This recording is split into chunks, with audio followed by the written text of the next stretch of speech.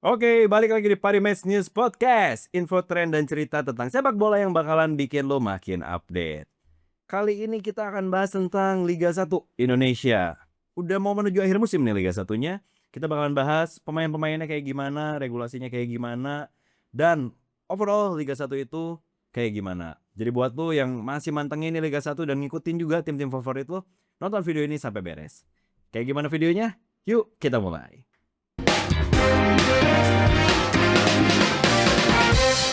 Pal, Liga 1 Liga Wih, 1. menuju akhir musim.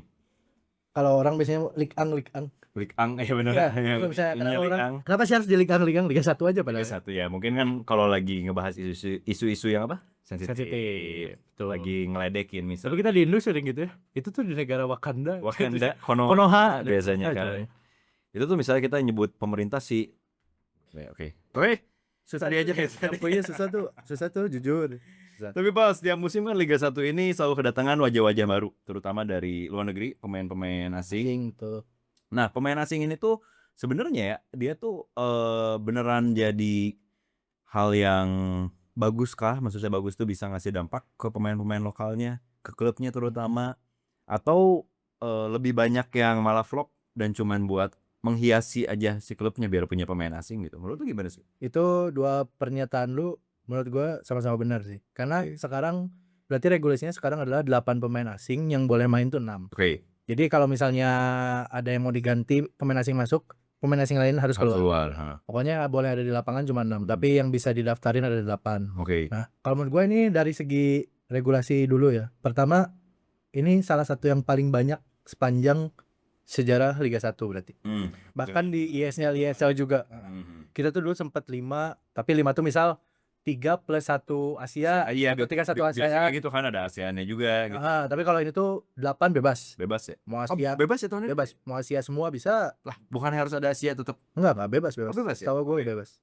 Tapi kalau gue salah koreksi. Iya. Kalau gue salah, cuma setahu gue bebas. Jadi mau Asia-nya ada berapa, ASEAN-nya ada berapa, bebas. Nah, itu salah satu dari regulasi ini kita yang paling banyak. Mungkin kalau kita lihat positifnya, kita berusaha cari positifnya. Pemain-pemain ini yang biasa lokal jadi lebih sering ketemu pemain asing kan. Entah di latihan, entah ketemu langsung. Itu jadi ngebangkitin insting main mereka. Oke. Buat ntar kalau misal masuk timnas atau main di luar itu lebih terbiasa lah. Pemain asingnya yang bagus harusnya meningkatkan kualitas liga. Betul. Nah, cuma tadi gua rada nggak setujunya dengan regulasi 8 pemain asing ini adalah klub tuh jadi kebanyakan ngambil pemain asing seadanya dalam tanda kutip. Jadi mereka nggak berusaha lebih selektif. Misal pemain asing tuh harus dari, kan dulu sebenarnya ada sih sekarang regulasinya, cuma gue juga nggak terlalu hafal. Tapi ada kayak misal nggak boleh dari Liga 4 atau Liga 6 Brazil misal. Oke. Itu kan terlalu rendah kan, nggak profesional, semi pro biasanya. Oke. Nah, ada yang kayak gitu-gitu. Cuma maksudnya sekarang jadi lebih banyak nyari pemain asing yang ya udah yang penting dia nutupin menuhin regulasi aja. Kadang Iya. kualitasnya sama lokal juga bagusan lokal mungkin. Iya. Nah, itu Ada yang beberapa yang kayak gitu ya maksudnya. Nah, itu yang bikin kualitas liganya jadi gak yang diharapkan jadi meningkat, ya udah jadi nggak terlalu signifikan. Tapi mungkin peningkatan ada. Kayak contoh sekarang gara-gara 8 kiper asing jadi banyak. Kiper asing itu juga mau dibahas tuh, kiper asing. Banyak yang jadi pakai kiper asing ya. Dulu kita kan mungkin yang kita inget Sinta Wecai, Kosir. Sama dulu tuh kipernya Ini yang jadi asisten Denis. Enggak. Denis Romanov, itu PBR. Bener PBR. Tapi yang paling kita ingat kayak Yu Jae-hoon. Ya, maksudnya itu legend tuh. Jadi ada beberapa nama doang kan yang kita ingat. Kalau sekarang tuh banyak. Banyak ya kayak Kevin Ray Mendoza, Sonny Stephen. Terus banyak lah sekarang. Banyak. Jadi itu maksudnya kalau dengan jadi 8, jujur kalau gue pribadi nggak setuju. Oke. Gue mikir 5-6 tuh udah maksimal lah. Tapi gue jadi keinget ya, tadi kita lagi bahas soal regulasi. Dulu tuh sempet, ini di tahun berapa, ada regulasi yang ada marquee player. Itu tahun 2017, zaman Asian gitu. Iya, Persibnya masuk Dapat Asian. Asian. Terus ada juga Peter Odemwingie dari masuk Madura dia. Terus ada beberapa. Nah, itu juga marquee kan jadinya ada ambigu. Ya. Itu misal entah disebut marquee itu karena apa gitu. Kalau misal kita ambil contoh Peter Odemwingie sama Mikael Essien. Layak masuk marquee karena mereka emang pernah mentas di liga top di UCL bahkan. Kalau Essien oke lah cocok disebut marquee. Cuma kan kalau yang lain jadi kayak ada misal pernah masuk klub Juventus tapi nggak pernah main di Juventus. Itu jadi marquee tetap karena dia namanya pernah daftar Juventus. Itu kan jadi ambigu tuh. Jadi ambigu di situ ya, dan itu juga regulasinya nggak lama sih kalau nggak salah Start diterapin. musim doang kok. Cuman semusim dan ya itu sih tadi nggak efektif. Cuman ya mungkin saat itu pertimbangannya dari sisi bisnisnya, dari sisi entertainnya mungkin dengan Itu ada ya. tangan marquee player, sponsor mungkin masuk. Kalau nggak salah satu contoh liga di Asia yang pakai marquee itu Liga India kalau nggak salah saat itu ya. Nah itu tuh cukup dianggap ningkatin kualitas liga lah saat itu. Ya kualitas liga dan Jadi- lebih ke sisi itunya sih. Entertain. Entertain. Iya, karena Kayak itu aja Asian pas di Persib kan. jersey pasti laku satu. Jersey laku. Permainan tapi masih oke ya saat itu ya. Asian Terhitung oke. terhitung oke. Cuman kan yang jadi ininya kita nonton Asian ke pasar. Yang betul. gitu-gitunya kan. Ya betul. Main tap in segala macam. Lebih ke Konten situ sih. jangan jadi konten deh. Yang pasti jadi konten ujungnya. Iya sih. Itu udah nggak diterapin. Nah sekarang 8 pemain. Iya kalau dari gue juga kebanyakan sih. Kebanyakan. Eh, Walaupun Liga 1 ini berusaha mengimbangi dengan ada regulasi U22. Iya. Jadi pemain U22 harus main jadi starter minimal 45 menit sampai berarti babak pertama selesai. Betul. Cuma menurut maksud gua ya nggak nutupi juga karena toh pemain U22 yang bagus tuh tanpa regulasi akan tetap main. benar. Kayak kita ambil contoh tim-tim yang sekarang ada di atas lah, Mbak, anggap Persib. Persib tuh ada Kakang. Itu nggak ada regulasi juga dia main kok. Iya. Terus Persija apalagi punya Wah, udah Ferrari, Ferrari. Donitri, Benar pemain. Raihan Hanan. Bagus. Wah, banyak banget kalau Persija. Kalau yang emang layak tuh tanpa regulasi tetap main. Nah tapi yang gua lupa nih regulasi harus ada pemain U22-nya itu menit bermainnya Itu tadi 45 menit. 45 menit. Tapi harus dari start. Jadi nggak bisa misal 45 menit setelah babak kedua mulai baru 45 menit nih. Main nggak bisa, harus dari start. harus dari Minimal. start. Ya itu sih sebenarnya jadi plus minus ya. Betul. Dan sebenarnya pertama bagus buat meningkatkan kualitas liga dengan adanya pertama 8 pemain asing, 6 yang di lapangan, yang lokalnya berarti kan sisa 5. Kalau misalnya 6 main boy ya 5. Sisa 5. Nah kesempatannya nih gimana nih buat pemain lokal? Itu sih yang agak gua. Kalau menurut gua justru gara-gara pemain asingnya kita sekarang kalau secara kualitas mungkin nggak semuanya bagus. Pemain lokal tuh justru jadi bisa bersaing menurut gua. Oke. Gini, maksudnya dalam artian berarti pemain lokal tuh nggak perlu minder kayak lawan pemain asing nih. Justru karena kualitas pemain asingnya mulai nggak semuanya bagus menurut gua, pemain lokal tuh kesempatannya masih tetap gede. Oke. Chance-nya masih tetap gede. Karena sekarang mulai banyak kok klub-klub yang nggak maksimalin harus 6 misal cuma 4 atau 5, Iya, kecuali misal kalau posisinya krusial kayak gitu. Karena kan biasanya di Liga 1 tuh yang jadi slot pemain asing adalah misal back tengah, pasti itu sih. striker sama bergelandang lah satu misal. Biasanya kayak Nah, sekarang karena 8 jadi ada kiper, ada fullback, ada winger, jadi banyak lah sekarang. Cuma kalau untuk bersaing kualitas liga pemain-pemain lokal kita oke, menurut gua masih bisa lah, sangat bisa mungkin. ya bersaing mengimbangi juga ya. Nah. Jadi dari situ nah terus ngomongin yang tadi nih U22 regulasi. Kira-kira dari situ ngaruhnya kemana tuh, Bang? Menurut tuh? Ini kan Ngaruh kemana? biasanya ini tuh untuk kita tuh sering banget ini tuh bukan pertama kalinya kita ada regulasi Betul. under berapa, bisa 23 tiba-tiba U22 U21. Biasanya itu tuh kalau mendekati Kompetisi. turnamen ya, kompetisi kita butuh anggaplah Asian Games ya, biasanya U23 ada regulasi. Oke. Setelah Asian Games-nya beres, regulasinya dihilangin. Oke. Itu kan nggak konsisten ya, Berarti yang saat ini untuk U22. Nah, karena kan kemarin gue sih mikirnya 17. untuk mengimbangi 8 pemain asing itu. Oke. Jadi biar kayak ini udah pasti dikontra tuh 8 pemain asing. Iya. Pasti banyak banget orang yang ini kebanyakan lah 8. Nah, buat mengimbangi, tapi kita ada loh U22. Gua sih mikirnya kayak gitu. Entah itu alasan yang benar atau enggak ya. Iya. Cuma menurut gua dibanding kita ada regulasi U22, lebih bagus kalau kita punya turnamen di kelompok umur sih. Iya. Jadi kalau di luar negeri itu ada misal untuk khusus U23, khusus U21, U20 dan seterusnya ke bawahnya. Jadi mereka emang selalu main tiap minggu. Jadi ketika emang udah layak dipanggil ke senior ya main di senior.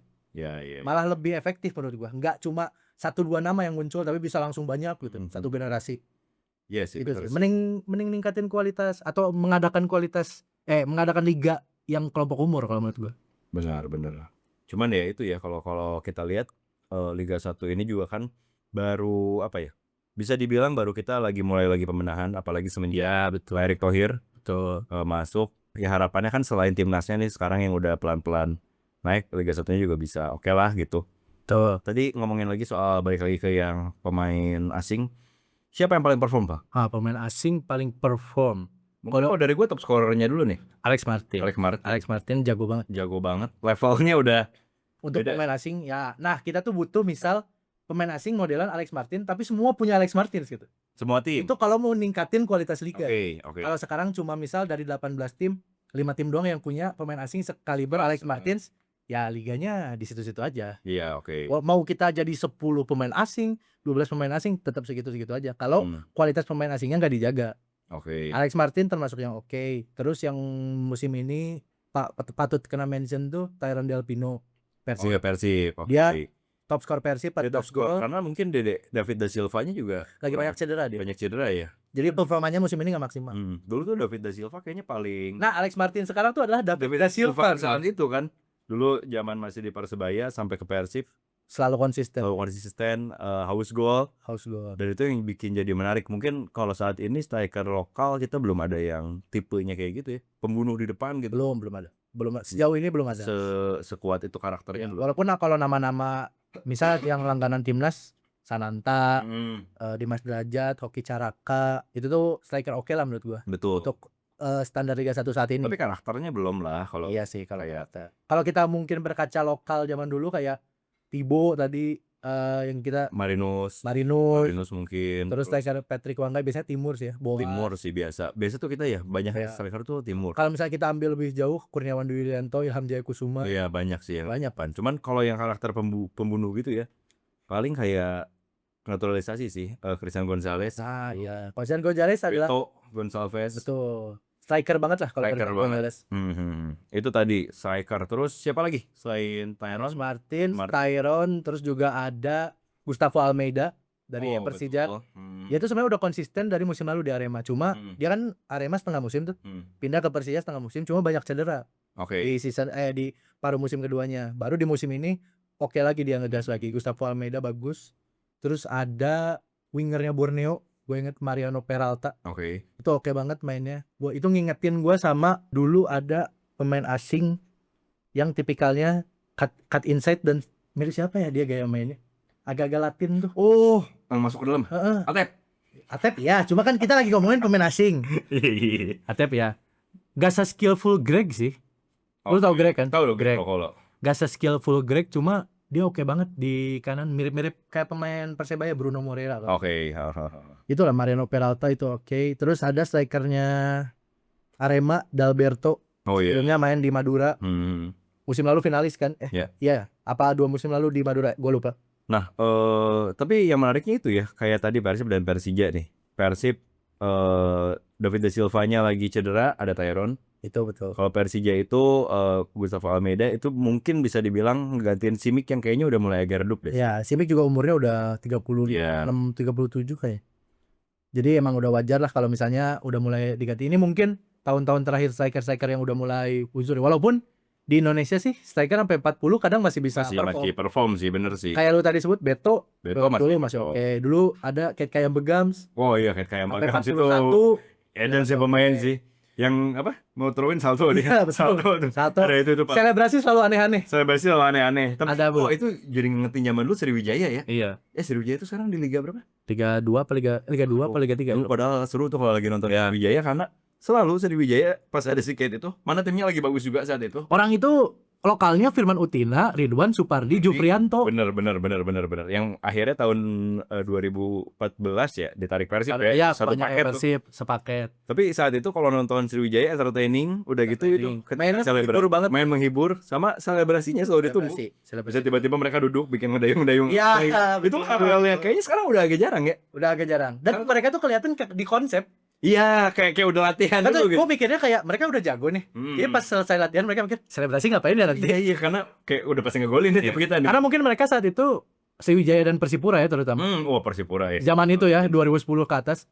Sriwijaya kayaknya mikirnya bukan menang atau kalah sih. Ngegolin berapa kita kalau mereka jago banget dulu. Jago banget tahun-tahun itu. Dan Persipura juga sekarang sayang ya. Di Liga 2 juga Persipura. Dulu zaman-zaman prime-nya sih sangat terhibur nonton Persipura, nonton Sriwijaya itu menghibur banget. Persipura itu satu-satunya tim yang tanpa pemain asing pun mereka jago. Jago. Walaupun masih ada kayak Sahrahan, Kranger. Terus sempat ada Robertino Pugliara. Bener. Ya kiper Yujayun sih. Ya, dulu 2010 backnya Igbo Nevo sama Bio Paulin. Wah, itu gimana nggak ada yang bisa tembus ya. Bisa tembus itu. Bio Paulin itu. Wah, itu kalau dapat bola udara mau adu-aduan sama Bio Paulin juga ngeri sih. Nggak bisa. Ngeri sih.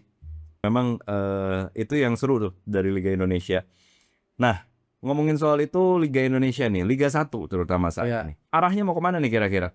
Kayak yang tadi gua udah sempat mention sedikit, sekarang mungkin Pak Erik dan teman-teman PSSI udah lumayan pelan-pelan ngebedahin timnas. Betul. Liga Liga satunya sendiri sekarang tuh kalau nggak salah untuk peringkat liga ya di ASEAN itu kelima apa keenam gitu. kelima ya tuh. Terakhir tuh kelima.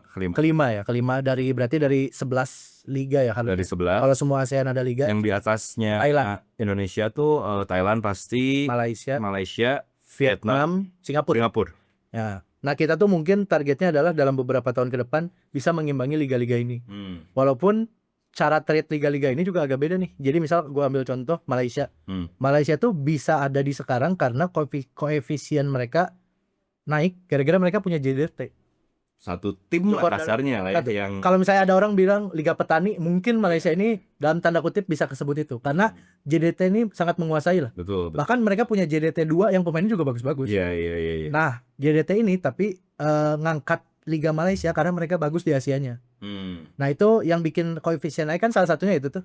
Kalau prestasi klubnya bagus di kompetisi Asia. Betul. Nah, itu makanya ada kayak JDT, ada juga kayak Thailand yang dari dulu emang terkenal klub-klubnya merata lah. Mau yang paling betul. bagus sampai agak gimana agak kurang juga. Misal papan bawah gitu. Mereka tetap oke. Dan Jadi lebih merata. pembinaan pemainnya juga kayaknya oke ya dari sisi misal mungkin training centernya. Ya, sarana-prasarana gitu. Kalau kita ngelihat Fasilitas. timnas Thailand pun saat ini kan masih oke dengan pemain yang benar-benar pemain lokal mereka. Betul.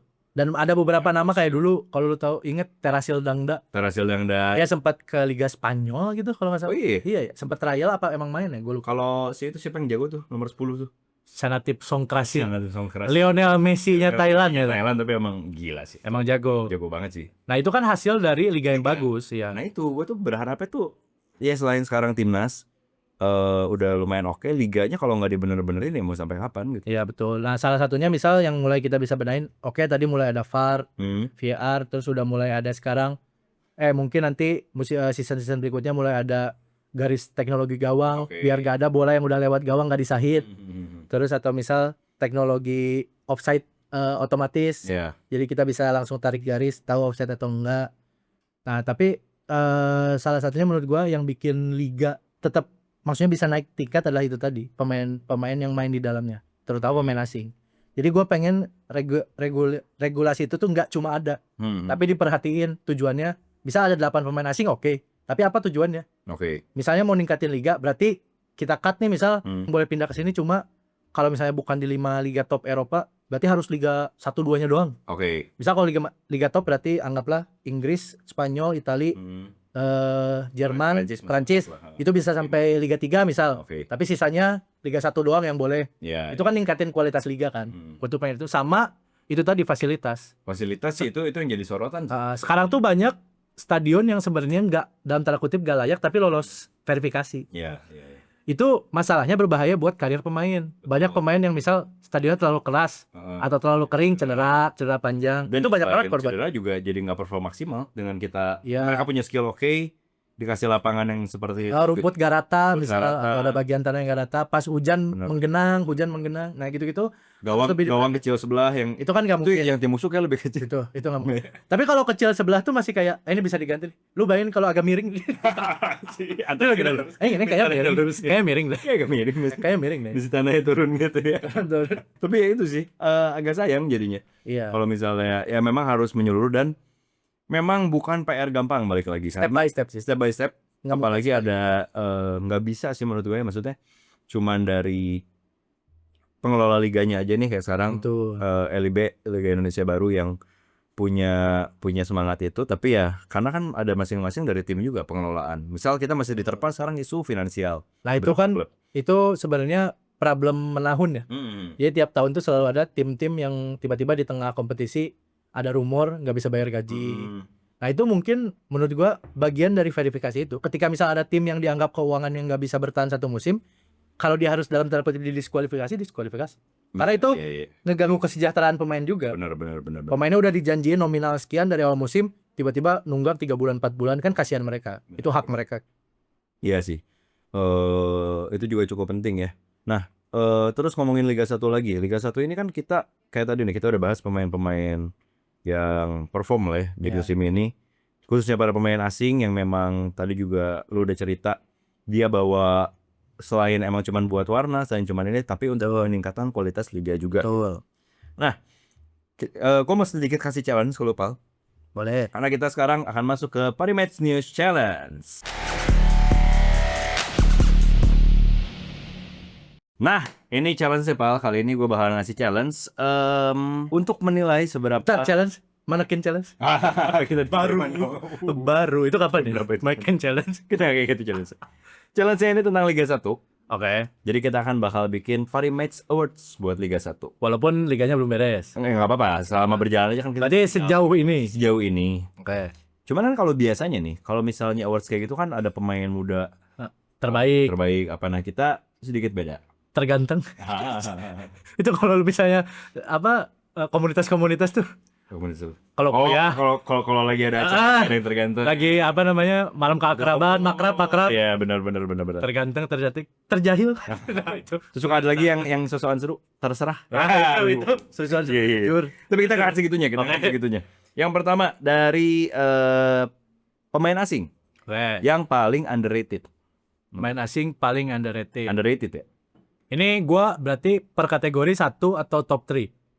Bebas deh kalau lu punya top 3 boleh, tapi harus ada yang paling topnya satu. Oke, kalau gua sekarang pemain asing paling underrated itu salah satunya yang tadi gua udah sebut Mariano Peralta. Oke. Karena lu juga pasti baru dengar kan? Iya. Itu mainnya dia gokil sih menurut gua. Mhm. Dia bagus, pemain Borneo, winger kiri tapi kaki kanan.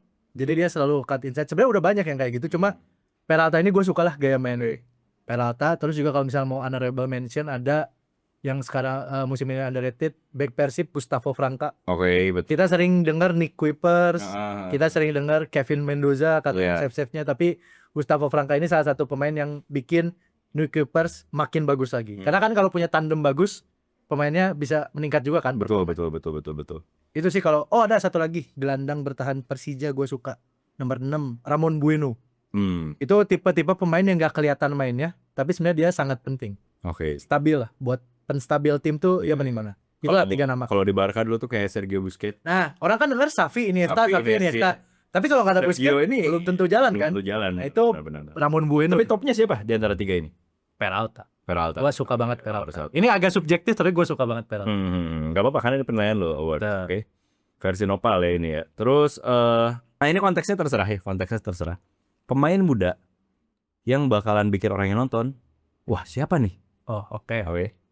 Main muda yang Pemain muda ya. bikin orang jadi rada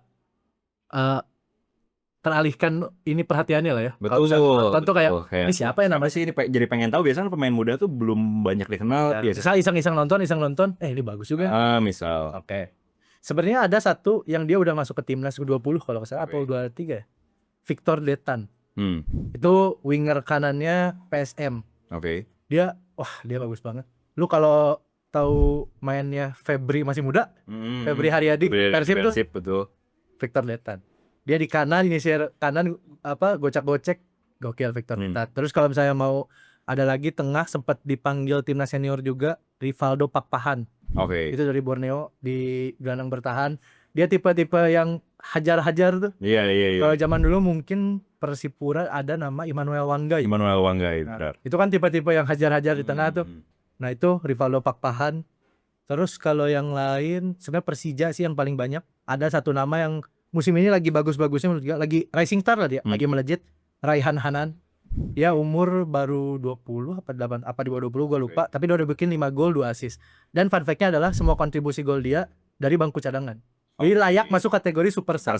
Ya. Pemain muda masuk kategori super sub kan bikin kayak wah ini berarti bisa jadi pembeda di lapangan. Iya. Itu sih 3 nama kalau menurut gue. Oke, dan paling topnya? Paling topnya Victor Detan. Gue suka banget Victor Detan. Sama satu lagi. Kalau tadi kita udah ngomongin pemain asing, pemain muda.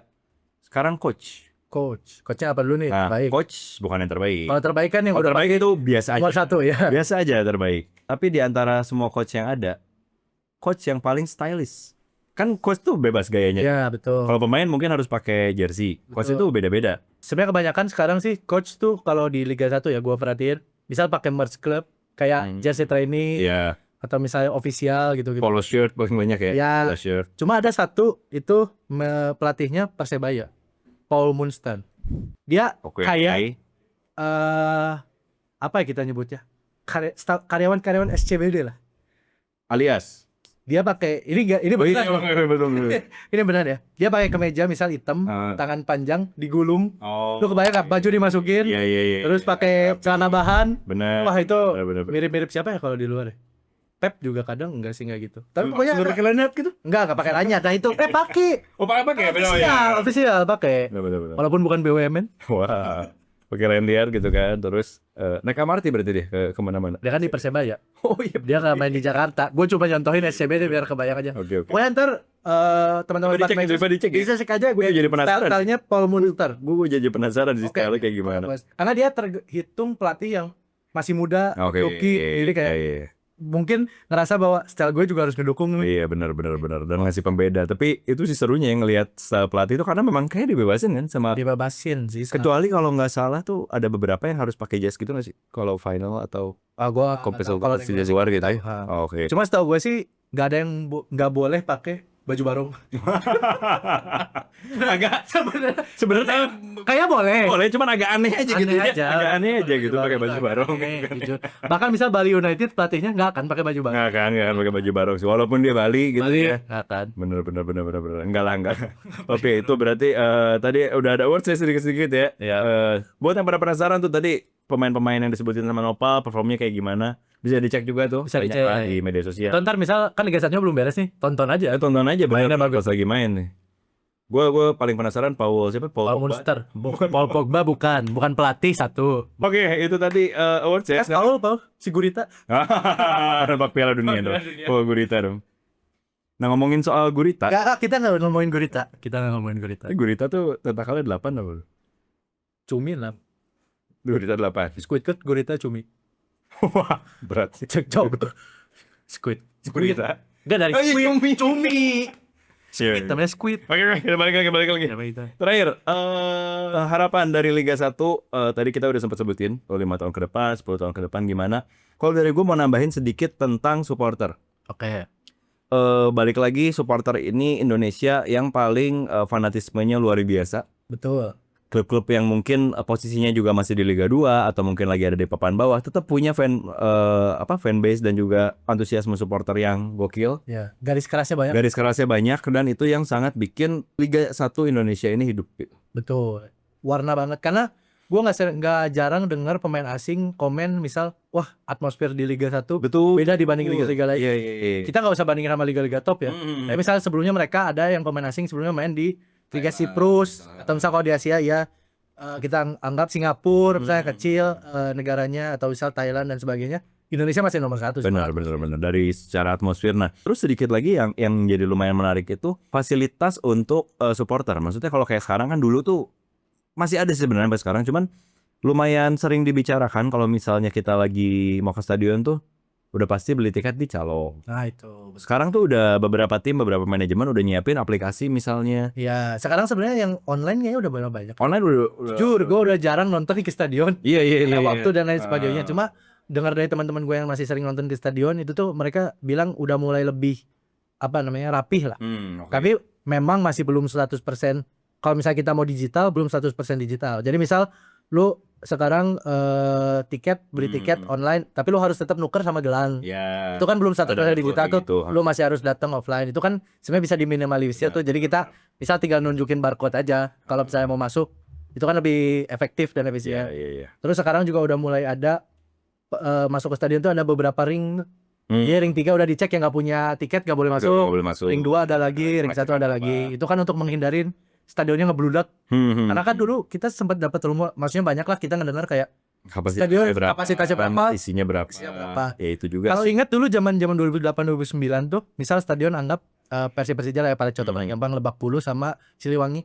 Lu tahu yang penonton pada HP di samping-samping? Iya. Itu Wah kan itu kacau sih. zaman-zaman, Zaman itu ya sampai bener-bener di area trek larinya. Nah, itu kan membahayakan pemain kan maksudnya. Membayangkan pemain. Kualitas misal terjadi sesuatu boleh itu selebrasi dikejar sama supporter mah. Iya. Kita nggak ada yang tahu. Tapi itu untungnya udah kayak Oh, gitu ya. udah jauh. Itu lama itu. Paling yang masih tuh kadang-kadang lah di beberapa stadion nontonnya dari pohon ke pohon. Itu masih Aku suka ada tuh yang kayak gitu-gitu tuh. betul. Kalau dari gedung mana, cuman yang tadi sih benar dengan udah adanya pembelian tiket online misalnya. Dan gua sih balik lagi gue berharapnya ya selain dari sisi itunya fanatismenya selalu hidup. Tapi harus si stadion ini sepak bola ini tuh bisa dinikmatin sama anak-anak, Betul. keluarga, Betul. perempuan itu juga harus bisa. Penting untuk semua kalangan lah pokoknya. Semua kalangan gitu. Ya. Ditambah sekarang kan sebenarnya di Liga 1 ada regulasi supporter away itu nggak boleh datang. Ya saat ini betul. Padahal itu tuh yang memberi warna. Memberi warna. Kayak misal kita nonton kemarin lah, misal kita nonton Liga Champions Arsenal sama Madrid misal. Madrid walaupun di Bernabeu lebih full tapi ada tetap sektor untuk pendukung Arsenal. Itu kan bikin lebih hidup kan. Dan mereka nggak ricuh. Walaupun gesekan-gesekan kayak ngeledek chance gitu-gitu mah sangat normal. Sangat normal. Nah itu kita berharap di Indonesia bisa gitu lagi. Bisa dimulai. Supporter away bisa datang dan merasa nyaman untuk bertandang ke kandang lawan. Kayak gitu. Ya itu sih karena kan apalagi sekarang kalau kita lihat supporter itu udah bukan cuman ngedukung aja, tapi mereka pada bikin tifo, pada bikin koreografi. Itu yang bikin Liga 1 ini jadi makin hidup, makin berwarna. Dan yang mudah-mudahan yang tadi mungkin tadi musim depan, semoga sih di musim depan home away udah bisa diberlakuin lagi. Betul. Untuk supporternya untuk menambah warna lah, dan supporter juga bisa nunjukin kalau mereka dewasa. Kualitas itu ya hanya 90 menit ya, saat harus dewasa. Setelah keluar ya udah masing-masing. Oke, itu tadi Pal tentang Liga 1 kita udah banyak bahas. Semoga ya kita berharap lagi Liga 1 bisa terus berkembang dengan baik. Liga 1 bisa ngelahirin lagi pemain-pemain Indonesia baru. Ya. Rencananya nextnya kita mengundang Panpel Liga 1 buat cerita semua. Ya usah, itu terlalu berlebihan dong.